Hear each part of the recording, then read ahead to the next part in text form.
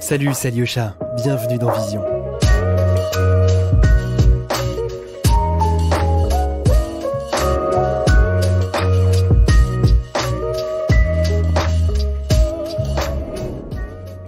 Lightroom, c'est un service cloud qui réunit tout ce dont vous avez besoin pour créer, retoucher, classer, stocker et même partager vos photos sur tous les appareils. Si vous avez envie de tester, on vous a mis un lien dans la description du podcast avec quelques jours pour faire un essai gratuit. Merci Adobe et bonne écoute.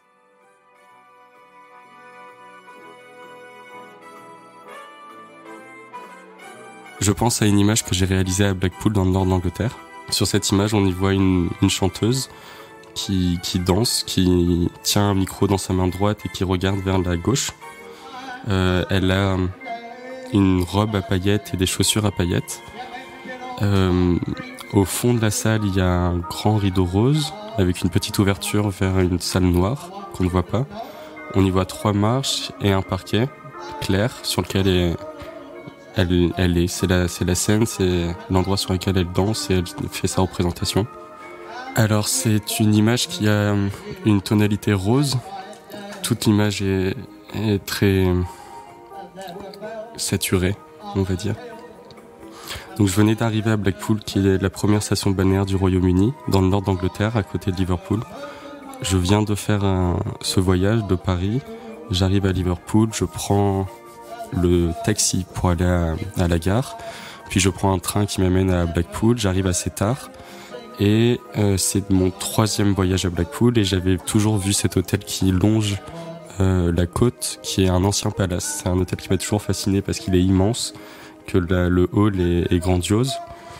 Et j'avais regardé les prix une semaine avant et j'avais vu que c'était 20 € la nuit, donc je m'étais dit allez, on va dormir là-bas. Et je rentre donc assez fatigué de mon voyage, mais en même temps très excité d'être de retour ici.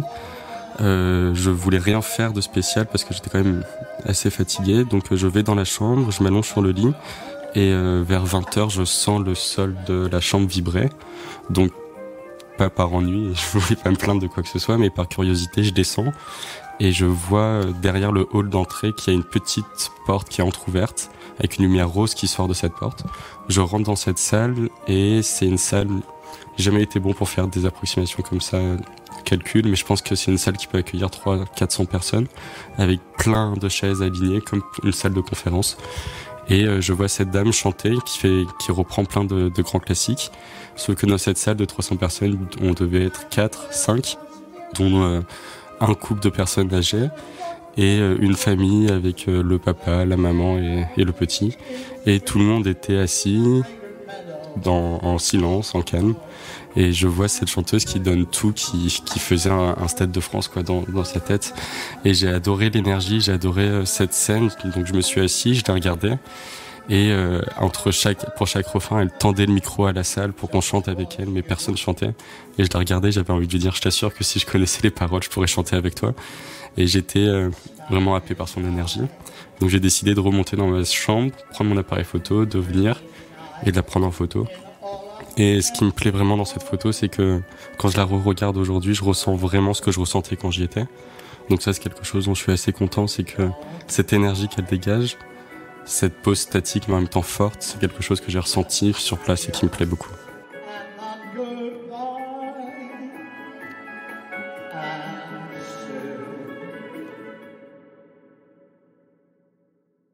Je suis Léo Doriano, je suis né dans la nuit du 13 juillet 1997 à Ajaccio.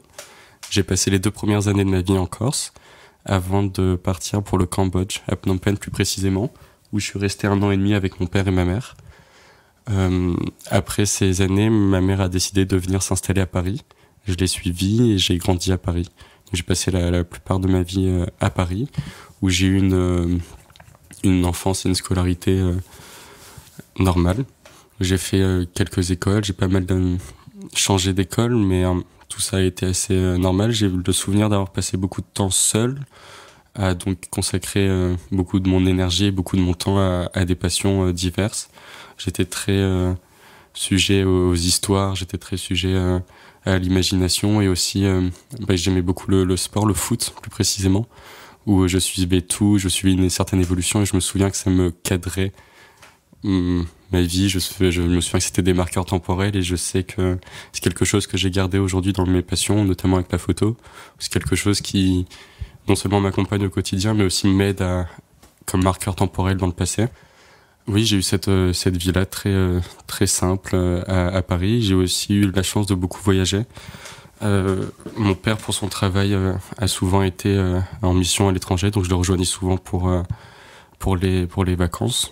Donc je sais que ça aussi, ça a été quelque chose qui, dès le départ, m'a donné envie de capturer ce que je voyais à l'étranger pour pouvoir le montrer à mes amis en France, pouvoir le raconter. J'étais beaucoup dans la narration de ce que je vivais. Je sais qu'il y a des moments où je voyais des scènes du commun où c'était absolument rien, mais ça me marquait et je voulais en parler. Donc je sais que tout ça vient de ces moments d'observation, étant plus petit. Et j'ai fait un bac L spécialité art, et je sais que ce professeur que j'ai rencontré au lycée, qui m'a fait prendre conscience que je pouvais faire de la photo mon métier, et ça pouvait être aussi un métier, quelque chose qu'il fallait développer.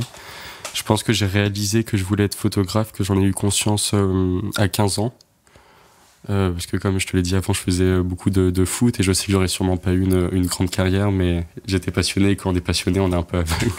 Mais j'ai dû arrêter à 15 ans pour des petits pépins physiques. J'ai toujours été passionné par la photo, par les histoires que ça racontait, les récits que ça amenait. Et je sais que j'ai voulu allier les deux et voulu être photographe sportif très tôt. Donc à 15 ans, c'est ce que je voulais faire. Et puis voilà, après j'ai fait les Gobelins de 2015 à 2018, une formation en 3 ans. Et depuis, je suis photographe. Quand j'essaye de chercher une réponse à cette question, je pense qu'il y a 2 réponses distinctes qui peuvent se mettre en avant. La première, c'est une réponse des plus honnêtes, c'est-à-dire en ayant grandi dans une grande ville, je pense que c'est des images de la pub qui m'ont marqué en premier, des images de grandes stars, des musiciens, des footballeurs, ou alors des jouets qu'on voulait, des choses dans la rue. Enfin, ce sont ce genre d'images qui ont été construites pour parler à des enfants qui m'ont marqué. Mais un petit peu plus tard, je pense que vers 10, 11 ans, quand on avait conscience des histoires et de la réalité des photographies surtout, je pense que c'est une magazine de voyage et même ces guides touristiques, on va dire, qui nous montrent des images, qui nous montrent un autre monde et qui est tellement loin du nôtre que on se dit que ça existe, on se dit que c'est la réalité, mais on n'y croit pas vraiment. Donc c'est ces images qui m'ont donné envie d'aller voir de mes propres yeux. Donc ça, c'est mes premiers souvenirs d'images qui m'ont fait ressentir quelque chose dans la curiosité que ça m'a amené, dans la réinterprétation, dans les questionnements sur ce qu'on voyait, est-ce que c'était vraiment la réalité. Voilà, c'est ce genre de questions. Je pense que mais ce sont des images très classiques qui sont visibles à tous et qui ont, je pense, aussi été dangereuses parce qu'elles ont façonné une représentation du monde. Et que je pense qu'on est dans une période où il y a de plus en plus la question de la déconstruction de ces images et de ces idées qu'on a reçues de par les images. Mais je pense que comme la majorité des gens, ce sont ces images qui m'ont le plus marqué étant enfant.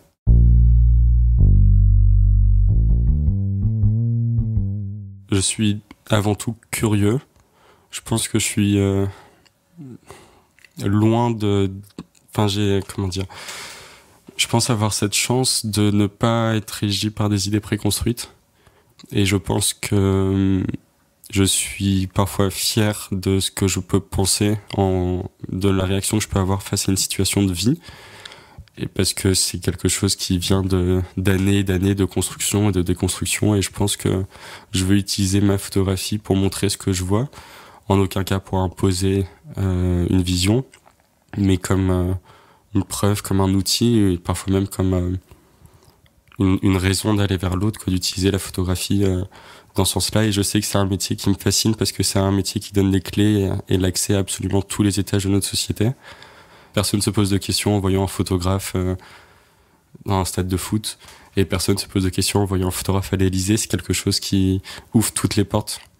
Et moi, c'est quelque chose qui me plaît quand je suis à l'étranger, essayer de rentrer dans des endroits assez fermés, avec le spectre de la photographie comme excuse, et le jour d'après, aller dans les endroits beaucoup plus ouverts, des stades ou des choses comme ça, où c'est des ambiances totalement différentes, mais j'y suis pour la même raison, et me faire ma propre idée, me faire mon propre ressenti des choses, mes propres rencontres. Et je sais que c'est... aujourd'hui, voilà, c'est ça pour moi la photographie, c'est une excuse qui nous permet d'aller voir autrement ce qu'on pense connaître et nous permet de partager des beaux moments et de s'en souvenir aussi. Visuellement, je pense que c'est principalement le portrait qui m'anime. C'est quelque chose qui me plaît énormément et je pense que c'est ce qui me fait ressentir plus d'émotions face à une image. Mais après, je suis vraiment très ouvert à tous les genres photographiques. J'aime de tout, je pense que il faut savoir s'adapter en tant que photographe par rapport à ce qu'on veut raconter et que il ne faut pas avoir une pratique ou une démarche qu'on applique à tous les sujets. Et je pense que c'est aussi le rôle du photographe de savoir s'adapter où il est pour être le plus juste possible quand on veut sortir des modèles ce qu'ils sont vraiment. Et je pense qu'il y a certaines personnes qui sont plus sensibles à la mode, d'autres qui sont plus sensibles à la photo de rue, d'autres qui sont plus sensibles à des espaces clos, du portrait, le photographe et le modèle réunis ensemble dans un espace fermé. Je pense que voilà, c'est cette adaptation et tous les genres photographiques qui me plaisent. Et pour moi, le photographe n'est pas un photographe de genre, le photographe est avant tout un photographe. Et on divise notre métier en plusieurs genres et je le comprends parce qu'il faut des spécialités. Il y a des gens qui ont un accès technique à d'autres choses et ça demande beaucoup de travail et ça demande du respect. Mais en même temps, j'ai pas honte d'intégrer de la mode dans des sujets documentaires. J'ai pas honte d'habiller certains de mes modèles si jamais ces modèles se sentent à l'aise dans ces vêtements, ils se sentent encore plus eux. Donc non, je pense que je suis assez... je sais pas si le mot est correct, mais pluridisciplinaire dans ma photographie. Là, en l'occurrence, le mot n'est pas correct parce que c'est plusieurs disciplines photographiques, mais on reste dans la photo. Mais oui, je suis très ouvert et j'aime la photo de rue comme j'aime la photo posée, j'aime la photo mise en scène quand elle raconte quelque chose, j'aime de tout. Tant que ça fait ressentir quelque chose et que ça nous raconte quelque chose, ça me plaît.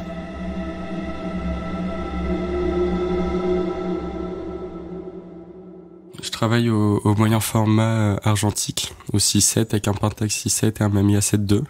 Et ces deux appareils qui sont très complémentaires, les deux dans ma démarche. Il y en a un que j'utilise pour le portrait, qui est beaucoup plus lourd, qui est le Pentax 6.7, qui est une grosse, en main, on l'a, quoi. C'est quelque chose, c'est un vrai objet qui pèse son poids et qui fait aussi son bruit quand il déclenche. Et l'autre appareil est beaucoup plus petit, qui est fait de plastique, le Mamiya. Et lui, je l'utilise plus pour les photos de rue ou les photos un peu plus éloignées. Parce que son objectif déforme un tout petit peu la réalité, c'est un équivalent 45 mm. Mais pas trop, on est quand même très réel. Dans mes images, on a quelque chose de très frontal où j'essaie d'être proche de la réalité. Mais ces deux appareils me plaisent beaucoup, non seulement par rapport à la rareté des films, c'est 10 photos par film. Et c'est un appareil qui nous pousse forcément à mettre l'appareil à l'œil et de temps en temps le baisser sans déclencher parce que ça vaut pas le coup. Donc il y a vraiment cette réflexion qui rentre en jeu au moment de la prise de vue qui me plaît. On sait vraiment pourquoi on déclenche quand on le fait. Et en plus de ça, je fais beaucoup de portraits, je partage beaucoup de moments avec mes modèles. Et je sais que l'appareil photo numérique, quand il y a un écran entre nous, quand la photo apparaît, c'est humain, c'est automatique de vouloir regarder ce qu'on vient de faire. Et je sais que j'aime rester dans le moment avec les modèles que je prends en photo. Et le fait de ne pas avoir l'image avec nous force à être ensemble et rester ensemble jusqu'à la fin. Et je sais que c'est quelque chose qui m'est cher aussi. Dans les gens qui m'ont construit, je pense automatiquement à Boris Cyrulnik et son livre Les vilains petits canards, qui est un recueil d'entretiens fait avec des enfants qui ont vécu des traumatismes dans le passé. Et je sais que dans les sujets que je choisis, il y a souvent une notion de traumatisme à un moment. Et j'aime en fait la façon dont c'est évoqué, la façon dont c'est raconté. C'est loin d'être dédramatisé, mais on n'en parle pas seulement avec une voix lourde. Et je sais que c'est quelque chose qui est important, même pour la reconstruction. Et donc c'est quelque chose qui m'a guidé tout au long de mes sujets. Et je pense notamment à cet entretien avec un enfant qui explique qu'il avait eu beaucoup de problèmes avec son père biologique quand il était petit, et que quand il a été placé en famille d'accueil, il souffrait plus du regard de sa famille d'accueil sur ce qu'il a connu comme victime que les actes que son père avait perpétrés sur lui. Donc ça, c'est quelque chose auquel je crois beaucoup aussi, la place des victimes et le regard de la société sur les victimes. Et je pense que oui, c'est quelque chose qui a été très important dans ma construction et dans mon rapport au sujet aujourd'hui. En photographie, je pense aussi à Masaïsa Fukase, qui est un photographe japonais qui m'a aussi énormément inspiré. Il a fait un travail sur sa famille qui s'appelle Family, qui est extraordinaire, qui est magique, et je pense qu'il a réussi dans ce travail justement en fait, son père était photographe. Il avait un studio de photo, mais très classique, pour faire des images de mariage, des portraits d'enfants, etc. Et son père voulait absolument qu'il reprenne ce studio, mais lui voulait être photographe sans reprendre ce studio. Donc il a allié les deux en utilisant le studio de son père pour en faire des sujets, pour raconter l'histoire de sa famille à travers des mises en scène, etc. Enfin, c'est vraiment fascinant, passionnant, je vous le conseille. Puis après, je pense aussi à Richard Bellingham, ce photographe anglais, qui me plaît beaucoup, et je pense que j'ai plus envie de parler du film qu'il a réalisé que la série qu'il avait faite auparavant, qui a inspiré le film. C'est le film Ray and Liz, qui me plaît beaucoup. C'est un sujet, il parle avec beaucoup de douceur de sa famille, de son enfance, de ce qu'il a vécu. Il évoque la situation des classes populaires, ni comme étant uniquement triste, ni comme étant uniquement grave, et surtout il place les fautifs de cette situation comme étant les gens, enfin ce sont les gens au pouvoir qui sont fautifs, c'est les gens qu'ils ont mis là qui sont fautifs, c'est pas ceux qui évoluent là-dedans. Et il fait notamment une comparaison avec le zoo, où il parle des animaux enfermés et de ces familles qui sont enfermées, et c'est un travail qui est juste magique, très poétique, et j'ai eu la chance de le rencontrer à la projection de ce film en avant-première. Et je me souviens qu'une personne lui avait posé la question en disant je suis désolé pour vous de ce que vous avez vécu, et il avait répondu mais vous avez rien compris madame, c'est ce que j'ai vécu, moi c'était beau, je me suis amusé, c'était une belle enfance, et c'est parce que le cadre est dégradé que il y a pas de bonheur, et c'est aussi quelque chose qui est très important dans la construction de mes projets.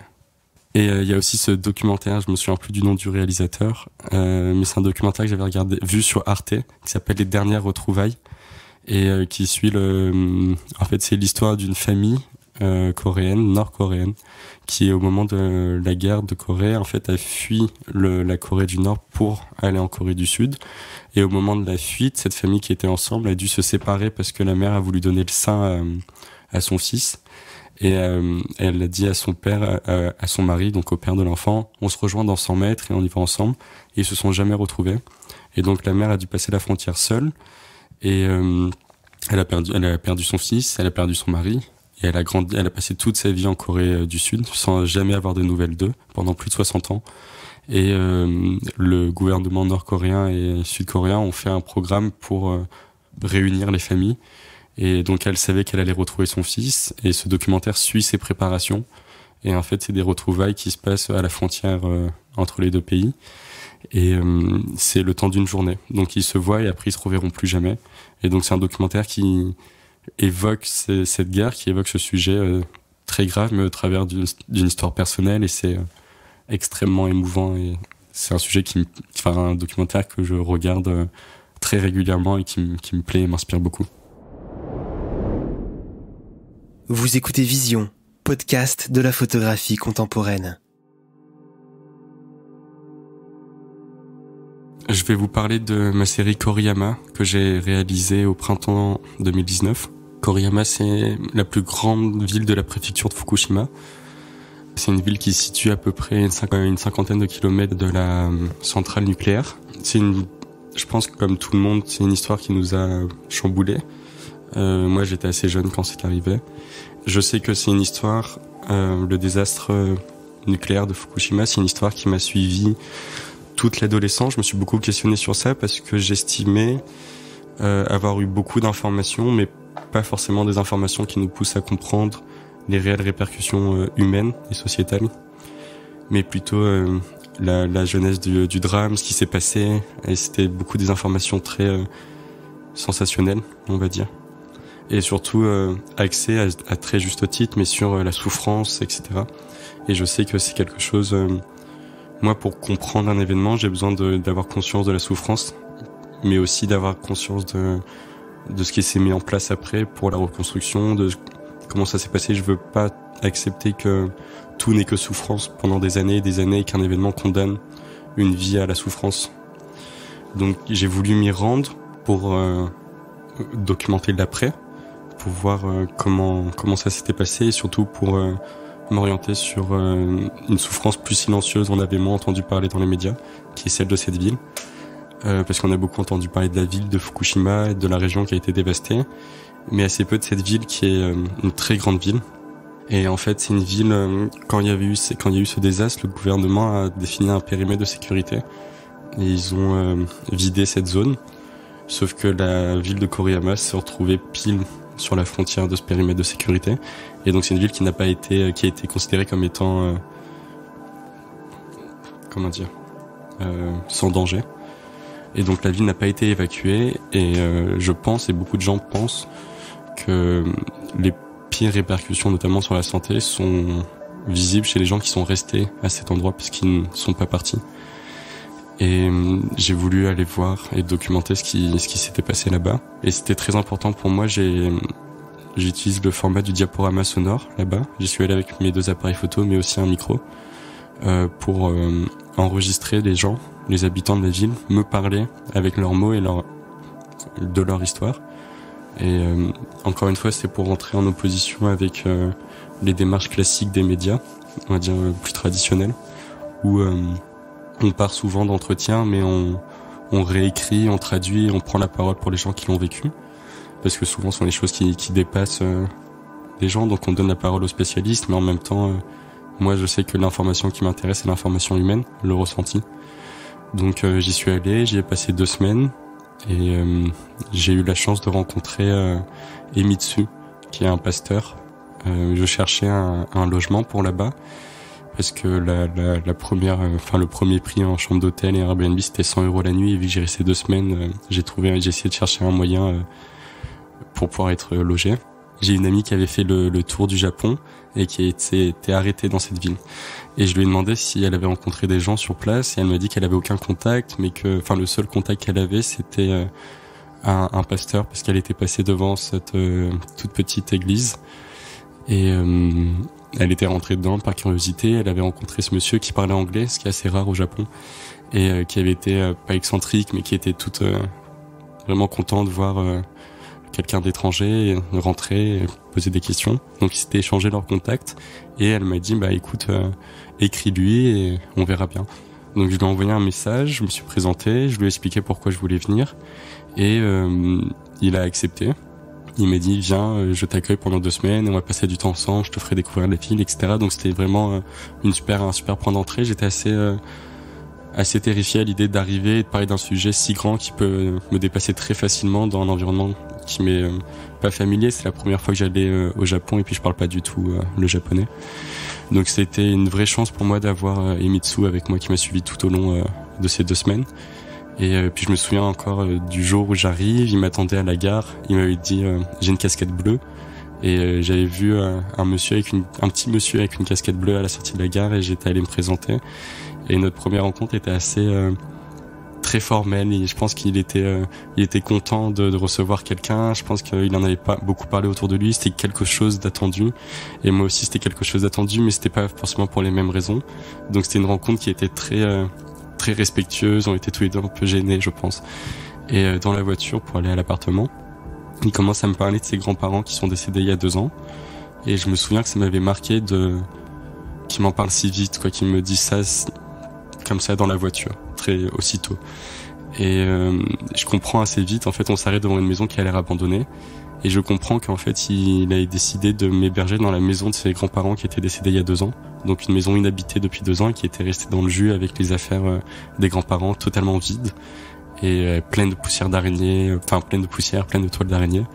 Et je me souviens rentrer dans cette maison, et il me laisse les clés, il me dit on se rejoint tout à l'heure, et de m'installer dans cet environnement qui était très très froid, très particulier, une vieille maison traditionnelle avec le parquet qui grince. Et je me souviens de me dire là j'y suis, je suis en plein dedans, et ça m'a vraiment aidé à rentrer dans ce sujet. La ville de Koriyama est une ville très importante dans l'histoire du Japon, parce que c'est une ville qui est au nord de Tokyo, et qui a souvent été utilisée comme une ville dans laquelle on s'arrête quand on voyage vers le nord.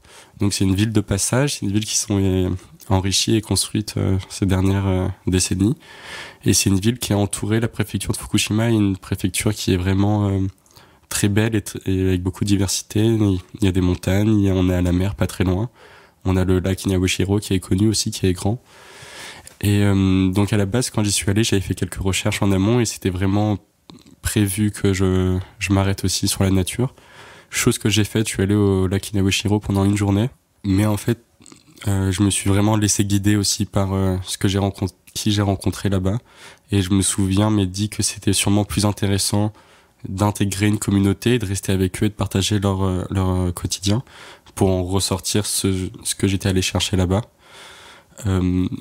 Donc au final, je suis resté dans la ville principalement, mais on va dire par surprise, parce que je me suis laissé guider. Et puis je pense aussi, plutôt que faire une cartographie de la région, d'aller dans plus d'endroits possibles, j'ai essayé de retourner le plus possible aux mêmes endroits pour voir la même rue avec des scènes différentes, des météos différentes et des ambiances différentes, pour revoir, en fait, pour vraiment m'imprégner de cette notion du quotidien et pour sortir de cette idée aussi sensationnelle, encore une fois, la représentation, de tout montrer, de se précipiter. J'étais vraiment dans une démarche lente. Et donc je pense que la lenteur que j'ai voulu dans cette démarche s'est manifestée par la ville, même si il y a moins cette ambiance de quiétude dans la ville, parce que c'est une ville qui bouge beaucoup, mais c'est aussi ce qui me plaît, c'est ce que j'ai voulu aller montrer là-bas. C'est montrer l'effervescence, montrer la vie, montrer les gens. Et par la force des choses, il y a plus de gens dans la ville, et je voulais rencontrer des gens plutôt que voir la diversité des paysages autour.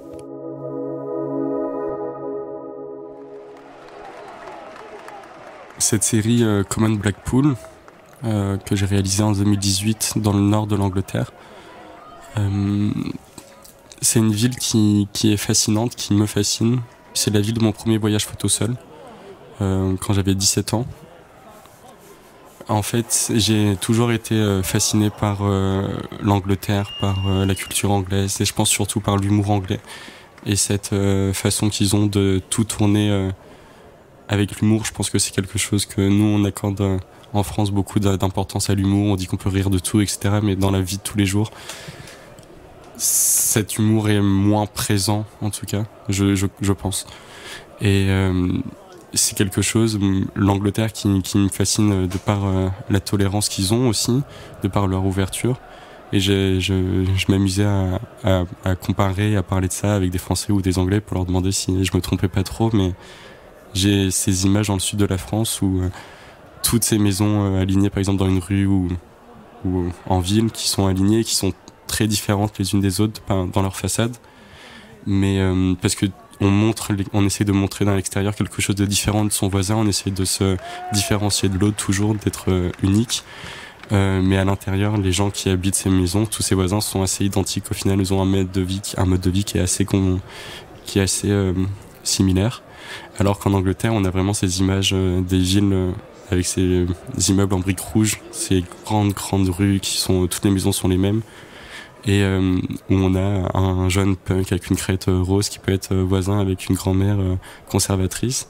Et je trouve que la différence et la bienveillance qu'il y a dans ces environnements est plus frappante. Je dis pas qu'elle est forcément plus en place en Angleterre qu'en France, mais je dis juste que visuellement, en tout cas pour un photographe, elle est plus frappante. Et je me suis toujours beaucoup posé de questions sur l'Angleterre, et ça m'a toujours beaucoup plu. Et particulièrement le nord de l'Angleterre. Donc quand j'avais 17 ans, j'ai regardé le nord de l'Angleterre sur une carte du nord de l'Angleterre, comme ça par curiosité, pour choisir une ville dans laquelle je pouvais aller. Et je suis tombé sur ce nom, Blackpool, qui m'a attiré, mais juste par son nom. J'étais pas du tout renseigné sur la ville et son histoire, et je pense que c'est quelque chose qui a été très important pour moi dans la découverte de cette ville. C'est que je savais rien de cette ville, j'étais pas préparé, j'avais juste vu quelques images sur Google Images, mais j'en savais rien en fait. Et c'est ce qui m'a plu, c'est que j'ai découvert par moi-même. Alors c'est pour vous présenter la ville très rapidement. C'est la première station balnéaire du Royaume-Uni. C'est une ville qui est à 1 heure de train de Liverpool. C'est sur la côte, donc c'est une station balnéaire. Et c'est une ville qui, historiquement, a été très importante en Angleterre, qui a été témoin de plein d'avancées sociales, de décisions politiques. Je pense notamment à... c'est en fait les premiers congés de la working class du nord d'Angleterre. se rendaient à Blackpool. Donc c'est les premières vacances des Anglais, c'était Blackpool. Et c'est une ville qui a connu aussi des avancées techniques assez importantes. C'est la première ville du monde à avoir été équipée d'un tramway électrique. Tout le monde allait là-bas, c'était la ville de la fête, c'est surnommée la capitale du divertissement. C'est une ville qui a été construite pour le tourisme et uniquement pour le tourisme. C'est pas une ville qui existait déjà, qui s'est réinventée pour le tourisme. Les bâtiments sont réellement sortis du sol pour accueillir des touristes. Aujourd'hui, cette ville ne va plus très bien. Elle était grandiose dans le passé, mais aujourd'hui, c'est une des 10 villes les plus pauvres d'Angleterre avec un taux de chômage qui atteint les 50% chez les jeunes. Et tout ça vient de l'apparition des charters dans les années 90, qui sont des vols low cost, qui ont permis aux Anglais des classes moyennes de se rendre en Espagne, par exemple, au soleil à moindre coût, et donc de déserter la ville de Blackpool pour aller en Espagne. Et c'est une catastrophe économique que la ville n'a pas su digérer parce qu'ils n'ont pas su se réinventer à temps. Et c'est une ville qui est marquée de son passé radieux encore aujourd'hui, mais en termes d'architecture, par contre, socialement, c'est une ville qui contient tous les maux de la société anglaise. Et, je pense notamment aux villes côtières en Angleterre qui ont des facteurs, qui sont plus aptes à avoir des problèmes de dépression, de maladie mentale, espérance de vie inférieure à la moyenne nationale. Et donc c'est ce contraste-là, en fait, c'est un environnement qui est toujours dédié au tourisme et au divertissement. Donc quand on va là-bas, il y a une ambiance générale qui est dédiée à la fête, mais en même temps, on y voit des choses assez dures.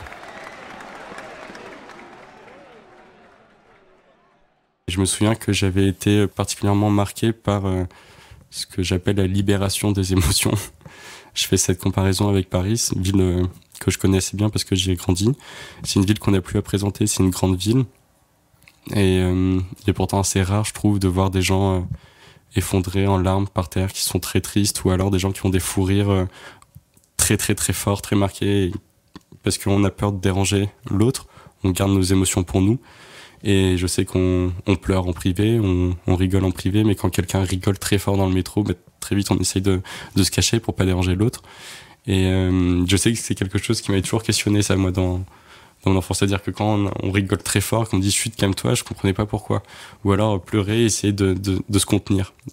Alors qu'à Blackpool, j'ai vraiment ressenti, c'est-à-dire que je pense qu'ils en sont à un point où ça n'a plus d'importance, le regard de l'autre.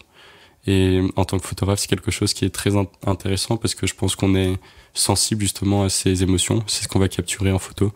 Et un environnement donc du nord d'Angleterre avec une lumière qui est si particulière, cette mer, ces casinos, ces familles, et en même temps cette tristesse et cette pauvreté qui est flagrante, qui est là, qui existe. Je pense que c'est pour un photographe quelque chose de très inspirant. Le projet que j'ai réalisé sont des photos qui sont issues seulement de mon 4e voyage. Les 3 premiers, j'avais fait des photos là-bas, mais c'était, je pense, 3 voyages qui m'ont plutôt servi de découverte de la ville, de me balader, et aussi de profiter de ce que la ville a à offrir. Donc sortir, s'amuser, aller dans des cabarets, manger dehors, rencontrer des gens. Je pense que j'avais besoin de cette période d'adaptation et de compréhension de la ville avant de vraiment pouvoir la documenter. Et donc ce projet que j'ai réalisé sur mon 4e voyage, je pense que j'y suis parti 10 jours. C'est principalement des rencontres assez brèves, sans suite, des gens que j'ai rencontrés dans la rue. Et là, je suis en train de développer ce projet, je suis en train de continuer et je suis en train de construire quelque chose qui va plus s'articuler autour du quotidien, où ça sera un suivi plus long, du temps passé avec des gens, parce que c'est une ville aussi très communautaire. Il y a peu de gens qui habitent à Blackpool, qui sont nés à Blackpool. Et j'ai envie de voir toutes ces communautés, de voir le vivre ensemble. Et puis aussi, Blackpool est connu pour être la capitale LGBT du nord d'Angleterre. En fait, la communauté LGBT s'est retrouvée là-bas et a utilisé ce lieu comme étant un refuge jusqu'à la dépénalisation des pratiques homosexuelles dans les années 60. Et donc, il y a encore une empreinte très forte qui est marquée. Et moi, je sais que c'est des environnements dans lesquels je me sens particulièrement bien, que j'aime documenter. Et je sais que, par exemple, il il y a beaucoup de cabarets avec des drag queens, etc. Et je sais que j'ai pour projet de suivre notamment des drag queens, j'ai pour projet de suivre des enfants là-bas aussi, en suivant le quotidien d'une famille, d'une jeune mère avec ses 3 enfants. Parce que l'idée me plaît aussi, il y a beaucoup de personnes âgées qui y habitent, et les personnes âgées qui y habitent ont connu le Blackpool des belles années. Et c'est important aussi pour moi, pour montrer la ville justement, de aussi m'intéresser aux enfants, mais tout ça c'est en cours, je sais pas encore quand je vais pouvoir le réaliser, mais non, j'espère dans les années qui vont venir.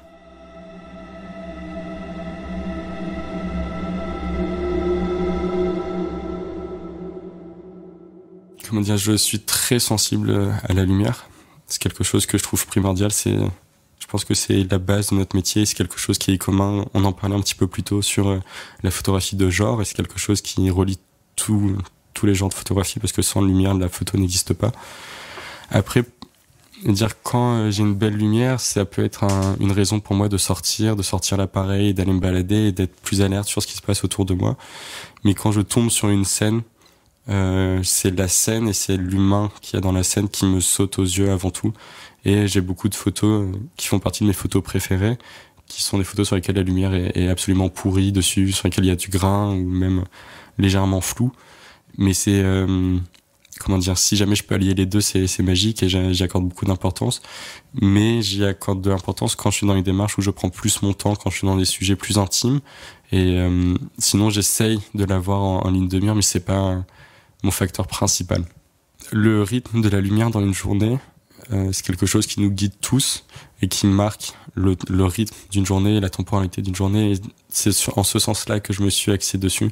C'est-à-dire que j'ai essayé de recréer une journée, donc du matin au soir, et j'ai classé chronologiquement les photos par heure de prise de vue dans la journée. Et en soi, la lumière, moi, elle me plaît, elle est importante dans toutes les situations. C'est-à-dire que même quand la lumière est absente, il y a un nuage qui est énorme, qui est noir, et donc on n'a pas de lumière. La lumière de cet environnement est aussi très importante et donne des clés à la situation dans laquelle on est. Et je pense que c'est en ça que la lumière est très importante, et que j'ai essayé de recréer cette journée. C'est que peu importe la lumière et peu importe l'ambiance lumineuse qu'il y a, il se passe des choses. Et c'est ce que j'essaie d'aller capturer là-bas.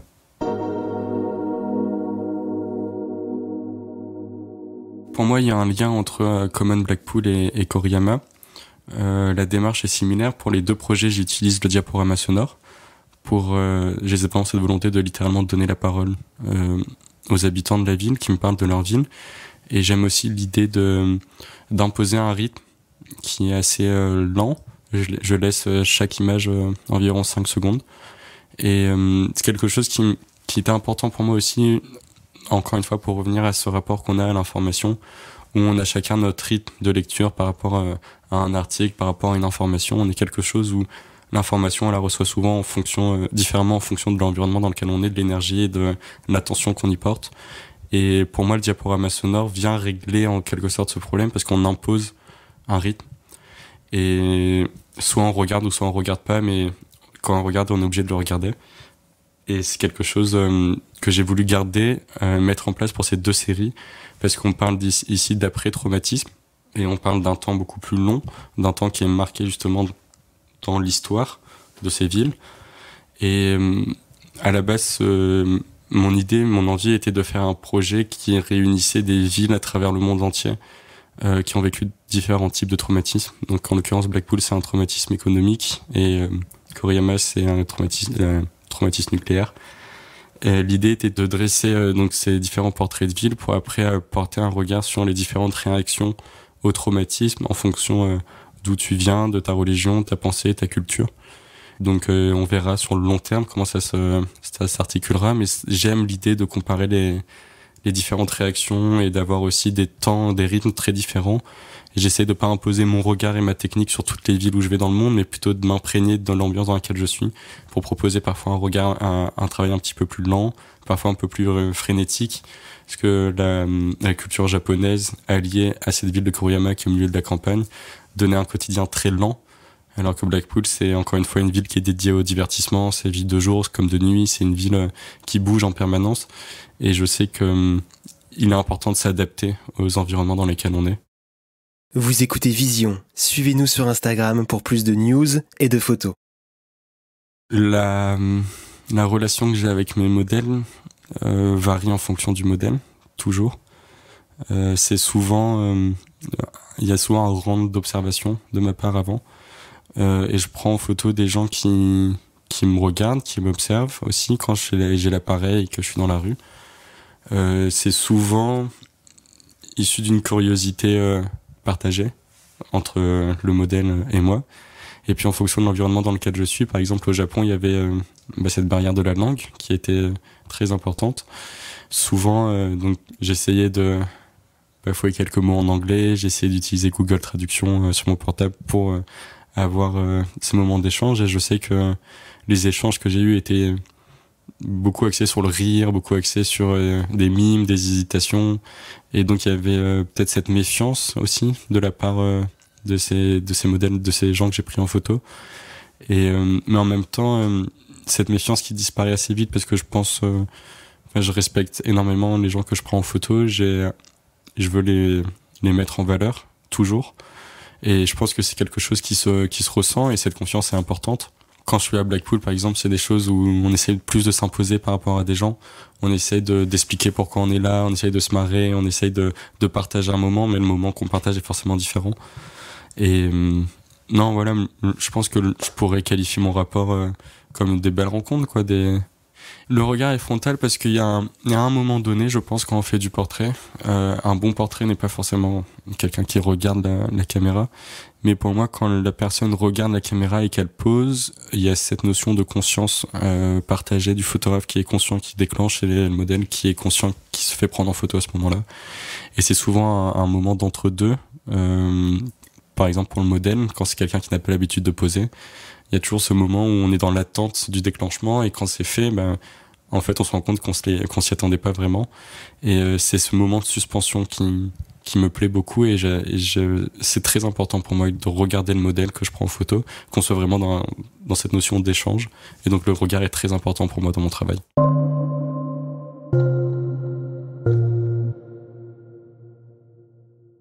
Pour finir, j'aimerais vous parler de ma dernière série à bas bruit que j'ai réalisée dans un laps de temps de 3-4 mois, de janvier à mars-avril 2021. C'est une série qui est beaucoup plus personnelle qu'en temps normal, comparé aux autres séries, parce que en l'occurrence, je prends mes meilleurs amis, des êtres qui sont très chers en photo.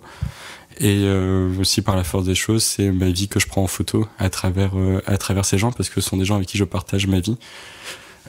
Cette année, j'ai fait partie d'un mentorat photographique qui a été mis en place par le Fonds Régnier pour la création et l'agence Vue. Et l'idée de ce mentorat, donc ils ont sélectionné 5 jeunes photographes. On devait leur proposer un projet entamé. Et de septembre à juin, ils nous aident à finaliser ce projet dans le but de l'exposer en septembre. Moi, j'avais pour idée de finir Blackpool. Je leur ai présenté ce projet. Ils voulaient m'accompagner et me suivre sur ce projet cette année.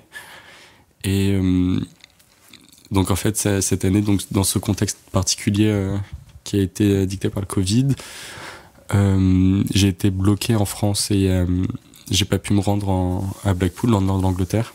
Et j'ai notamment cette image assez marquante en tout début janvier où j'avais ma valise de fête dans le salon, j'avais mes billets, mon hôtel, tout était réservé. Et Boris Johnson fait l'annonce la veille de mon départ que les frontières sont fermées, qu'un confinement national commence.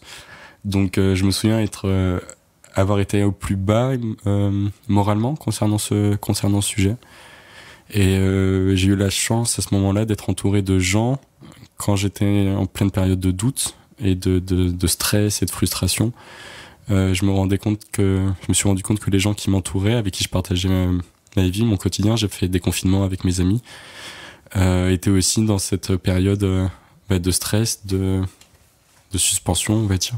Et mon meilleur ami, qui est quelqu'un qui est très important à mes yeux, avec qui on s'est construit sur plein de points ensemble, et avec son amoureux, ils sont ensemble depuis 3 ans, et ils sont très heureux, ils sont très amoureux. Mais je pense que comme ce sont des gens qui aiment sortir, faire la fête, qui aiment profiter de la vie, ont eu cette sensation de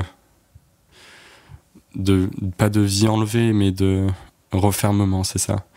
Et je pense qu'ils ont voulu rattraper quelque chose, ils ont voulu essayer quelque chose. Donc ils sont, à l'automne 2020, inscrits sur une application de rencontre pour rencontrer quelqu'un et juste avoir le temps d'une nuit, une histoire à trois. Et cette histoire à trois qui devait donc durer une nuit et le point de départ d'une histoire d'amour non commune, dans le sens où après cette nuit, ils se sont dit en fait il faut qu'on se revoie et il se passe quelque chose. Et tous trois sont étudiants, donc ils étaient en téléétudes cette année. Et mon meilleur ami a une maison dans le nord de la France, en baie de Somme. Et il a dit, on va aller là-bas, on va s'installer là-bas. Et on va donner une chance à notre histoire d'amour. Et moi, je les ai suivis, donc j'étais avec eux. Et quand tout ça a commencé, je prenais pas de photos parce que j'avais encore l'esprit à Blackpool. Et je les voyais, ça m'intéressait. C'était une question... je trouvais ça super beau de les voir essayer, de les voir tenter quelque chose. Et tout ça est fait dans le respect, dans l'amour et dans le partage. Et puis très vite, quand j'ai accepté que j'allais devoir abandonner Blackpool, je leur ai demandé si je pouvais les prendre en photo. Ils ont accepté et j'ai donc documenté cette histoire d'amour et ses évolutions. La distance, en l'occurrence dans cette série, elle est vraiment... on peut vraiment l'apercevoir parce qu'on était en période de confinement. Donc déjà, les scènes que je prenais en photo étaient des scènes dans lesquelles j'évoluais moi. C'était une maison dans laquelle on était parfois jusqu'à 7, 8. Donc on était vraiment les uns sur les autres. Donc déjà, j'étais très proche et je vivais avec mes modèles, ce qui est quelque chose qui m'était jamais arrivé. J'ai pour habitude de prendre des inconnus en photo. Et souvent, les photos que je prends de ces gens sont le résultat de notre rencontre. Alors que sur cette série, les photos que j'ai prises sont le résultat d'années d'amitié et d'une confiance qui s'est construite sur des années. Donc la distance est très différente dans le sens où ce sont des gens j'ai pour habitude de les avoir très près de moi, tout le temps. On a l'habitude de danser ensemble, quand on mange, on a les épaules qui se touchent. Je veux dire, c'est sensoriel, quoi. C'est quelque chose la distance est abolie entre nous. Alors que pour prendre en photo de manière assez juste et laisser toute la place au modèle à quelqu'un que je connais pas, j'ai pas envie de m'insérer dans son espace personnel. Alors que là, notre espace personnel, il est commun avec ces gens que j'ai pris en photo cette année. Donc je me suis permis beaucoup plus de choses, j'ai pris plus de détails en photo. Et surtout, j'avais cette liberté dans la prise de vue où j'ai pris absolument tout en photo, en leur disant qu'une grande partie resterait pour nous, qu'elle serait pas dévoilée au public. Et je pense que quand quelqu'un pose pour toi en te faisant une confiance aveugle, en sachant que cette photo ne sera pas montrée, c'est une façon d'appréhender la photo qui est belle aussi. C'est quelque chose où on se lâche, c'est un outil, c'est quelque chose d'assez fou. Alors que dans mes autres séries, tout est dans le contrôle quand même. Et là, avec cette série, qui était dans un espace à huis clos, où on passait du salon à la chambre, à la cuisine, au salon, et puis après on restait dans le salon encore 2-3 heures, et puis on allait dans la chambre, on revenait dans le salon. Toutes ces notions d'intimité, tout ça a un peu explosé. Et l'intimité, on est allé la chercher ailleurs, on est allé la chercher dans les relations humaines plutôt, dans la confiance, plutôt que dans nos espaces personnels. Et je pense que juste la distance entre nous a été totalement abolie le temps de 3-4 mois.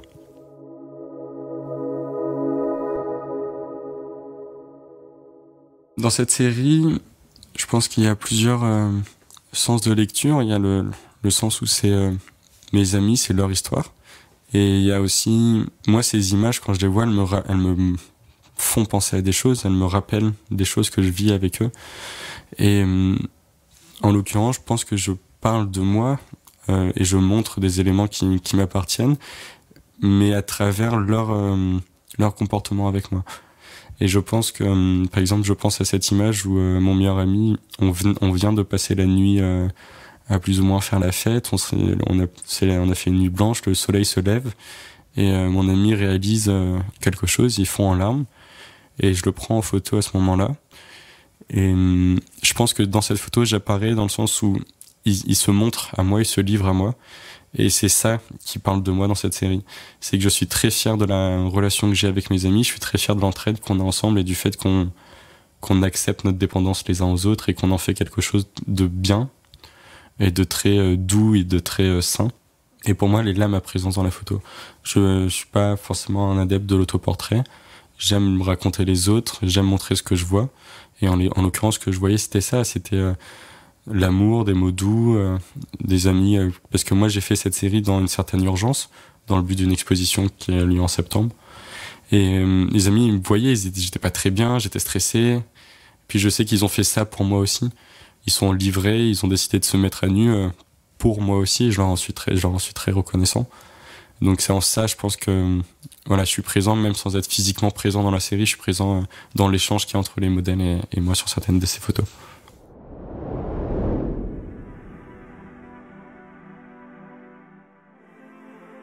Sur cette image d'Alissa, elle est allongée au sol et moi je suis au-dessus d'elle et on s'était installé plein de matelas et de choses au sol à l'étage pour se faire pour se projeter des films et que ça soit un lieu commun comme une grande chambre qu'on partageait tous ensemble. Et je sais qu'on avait chacun notre rythme de vie. Il y en a qui faisaient la sieste, il y en a qui la faisaient pas, il y en a qui veillaient tard la nuit, d'autres non. Et je sais que c'était souvent des petits échanges qu'on avait entre nous, des rires, au contraire, parfois on voyait quelqu'un, il fallait pas le déranger parce que ça se voyait qu'il était pas très heureux, pas très bien.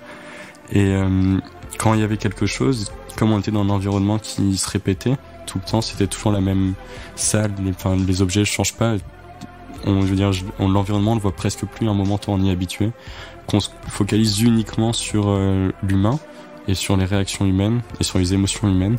Et c'est ce qui m'a plu et c'est ce que je vais essayer maintenant de plus travailler dans mes photos. C'est quand je prends quelqu'un dans son environnement, ça veut pas tout dire de lui et parfois je pense que prendre quelqu'un en photo en train d'avoir un éclat de rire comme ça veut en dire tout autant de la personne, même si on voit rien de son environnement et qu'on n'apprend pas plus sur elle, mais au moins elle est là, elle existe, elle vit, et c'est quelque chose que je vais essayer d'axer plus dans mon travail maintenant. Et ces mouvements, encore une fois, qui sont faits par le corps humain, par des choses très proches, c'est le mouvement en fait, c'est ce que cette série m'a appris aussi, c'est que le mouvement se trouve partout et même dans les choses dans lesquelles on s'attend pas forcément à du mouvement. Mais par exemple, j'ai beaucoup pris en photo leur lit parce que c'est un endroit qui a eu une place très importante dans leur histoire d'amour. Et je voulais photographier le temps qui passe dans un espace clos. Et c'est assez dur parce que je voulais y intégrer à la base des marqueurs temporels par les saisons, par exemple, ou des choses comme ça. Mais comme je suis vraiment axé sur cet espace huis clos, j'ai essayé plutôt de documenter, de prendre en photo, par exemple, les draps qui changent. On reconnaît la chambre et les draps changent, donc on voit que le temps est passé. Ou par des évolutions sur les cheveux, quand ils se font des teintures, quand ils se les coupent.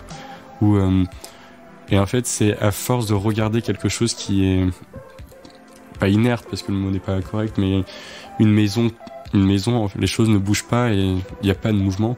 Mais quand on prend notre temps et qu'on reste dans cette maison et qu'on voit les gens occuper l'espace de cette maison, on se rend compte que tout devient mouvement. Et là, j'ai essayé de faire une série très proche où l'environnement n'est pas si important que ça. Les humains, enfin mes amis qui sont dans les photos, prennent à chaque fois quasiment l'entièreté du cadre. Et le mouvement apparaît maintenant dans le corps humain, dans ce qu'ils font, dans leurs mouvements, dans leurs gestes, parce qu'ils se font beaucoup de câlins, ils prennent beaucoup soin les uns des autres, mais aussi physiquement, pas seulement dans la parole. Et c'est ce que j'ai essayé de prendre en photo cette fois.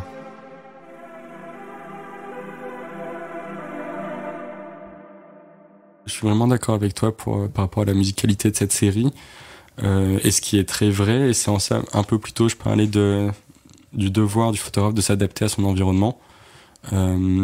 Là-bas, quand on était là-bas, notre vie était rythmée par la musique. Du matin au soir, quasiment à longueur de journée, on avait de la musique et les styles musicaux changeaient en fonction de l'ambiance dans laquelle on était. En journée, quand certains travaillaient, on avait quelque chose de très doux. Le soir, on écoutait de la musique qui nous permettait plutôt de danser, de partager des moments ensemble. Je pense automatiquement, c'est une chanson qui me plaît beaucoup, qui aussi représente notre amitié. Pour moi, c'est Dance Yourself Clean de LCD Sound System. Et je pense que je l'ai choisi parce que c'est quelque chose qui est à la fois répétitif et évolutif. exactement comme ce qui s'est passé dans cette maison entre nous, de cette série. C'est-à-dire que tous les jours étaient les mêmes, mais on sentait monter quelque chose petit à petit, les sentiments évoluaient, grandissaient.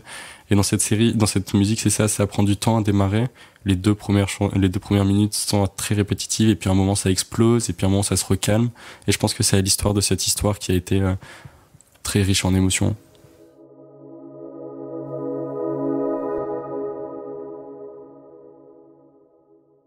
C'est vrai qu'on est confronté à beaucoup d'images au quotidien, en permanence. C'est souvent les mêmes images qu'on revoit en plus. Je pense qu'il est important de prendre en compte et de porter un intérêt à tous les genres photographiques, faire confiance aux photographes, donner plus d'espace, plus de visibilité aux jeunes photographes, parce qu'il y a beaucoup de choses dernièrement, comme l'appareil photographique est devenu plus accessible à tous, dernièrement il y a des très beaux projets documentaires qui ont été réalisés par des gens qui sont principalement concernés par ce qu'ils mettent en avant. Je sais que c'est quelque chose qui a toujours existé, mais il y a des façons de le montrer qui sont très intéressantes, et je pense qu'il faut mettre le point là-dessus. Et je pense que la photographie, en tout cas, ça c'est ce qui me concerne moi, c'est quelque chose qui doit pas être une fin en soi ou montrer des choses, mais qui doit nous aider à nous poser des questions sur notre environnement, sur les gens qui nous entourent. Et c'est surtout quelque chose qui reste, c'est important. C'est-à-dire qu'il faut aussi avoir la photographie qui nous accompagne au quotidien, qu'on réalise avec les téléphones, c'est des choses qui sont très éphémères, ça. Mais après, il y a certaines photographies qu'on décide de garder. Et je pense que maintenant, les nouveaux enjeux sont ceux-là. C'est pas la photographie que tu prends, mais cette photographie que tu décides de garder dans cet amas, celle que tu décides de montrer pour parler au mieux d'un sujet.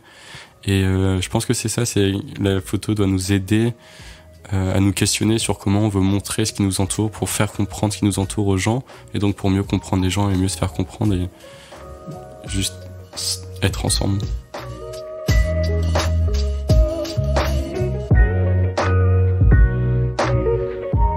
Merci d'avoir écouté Vision. Si le podcast vous a plu, abonnez-vous et partagez-le autour de vous. Laissez-nous une note et votre avis. Ça nous aide beaucoup. À bientôt.